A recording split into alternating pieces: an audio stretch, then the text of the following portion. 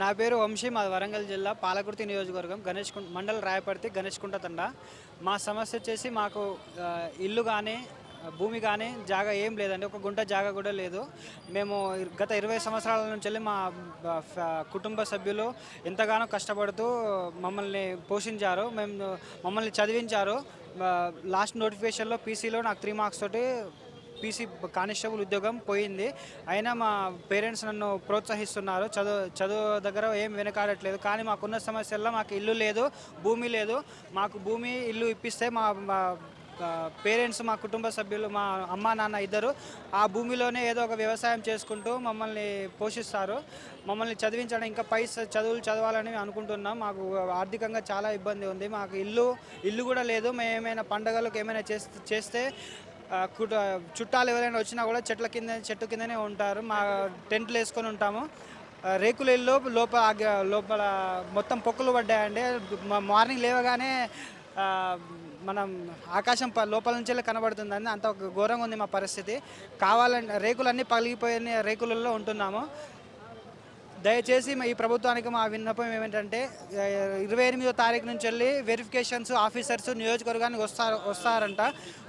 దయచేసి మా మండల రాయపర్తి గణేష్కుంట తండ గ్రామము 1-2 సార్లు వెరిఫికేషన్ చెకింగ్ చేసి ఇల్లు కానీ భూమి కానీ ఇవ్వగలరని మా విజ్ఞప్తి. గత ప్రభుత్వంలో మాకేం న్యాయం జరగలేదని, కానీ మాకు ఒక దళిత బంధు, రైతు బంధుకు మేము వేటికి ఎలిజిబుల్ కాదు. ఎందుకంటే మాకు భూమి లేదు, ఏం లేదు. కాబట్టి మేము వేటికి ఎలిజిబుల్ కాలేదు. కానీ మా దగ్గర ఉన్న కార్డుల్లో ఒక రేషన్ కార్డు ఒకటి ఉంది. అప్పుడు వైఎస్ఆర్ హయాంలో ఉన్న ఆరోగ్యశ్రీ కార్డు ఒకటి, రెండే ఉన్నాయి. మాకు ఇవి తప్ప మాకు ఏం లేదండి. కావాలంటే 1-2 సార్లు మాకు వెరిఫై కానీ చెకప్ చేయించి మాకు ఇల్లు జాగా ఇప్పించగలరని మా యొక్క విజ్ఞప్తి. అధికారులు ఏం చెప్పారన్న? ఇప్పుడు వెళ్ళాక అధికారులు మా ఫామ్స్ అన్ని తీసుకున్నారు.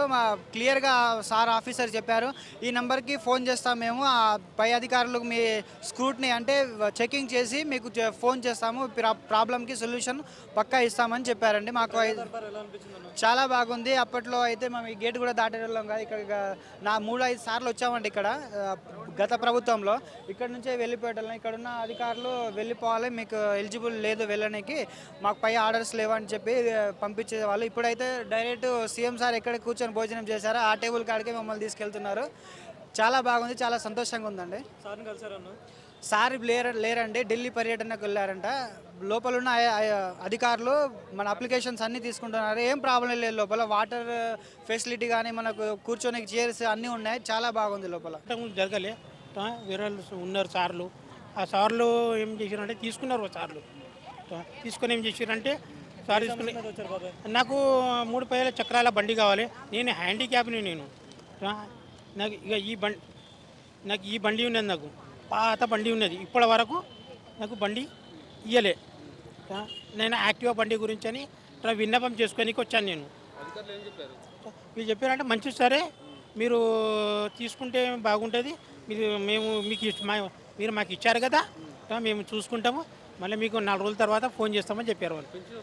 నాకు పెన్షన్ వస్తుంది, 4,000 వస్తుంది.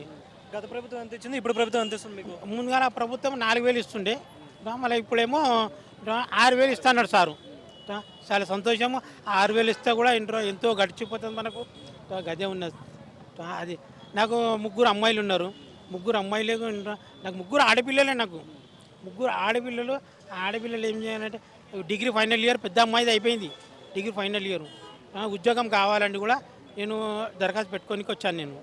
మంచి సరే అన్నారు. 3 అమ్మాయిలే నాకు.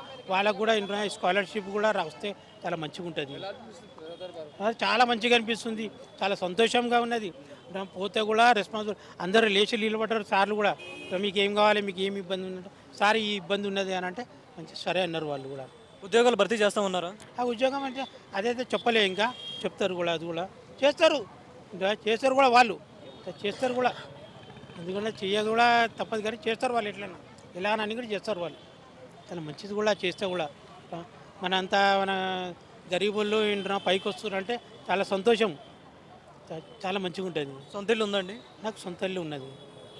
నాకు ఇది ప్రాబ్లం ఇది సాల్వ్ అయిపోతే, అమ్మాయికి ఉద్యోగం వస్తే నాకు ఇంకా సంతోషం అవుతుంది. నాకు 3 పాపలు, నాకు గదే ఉన్నది బాధ.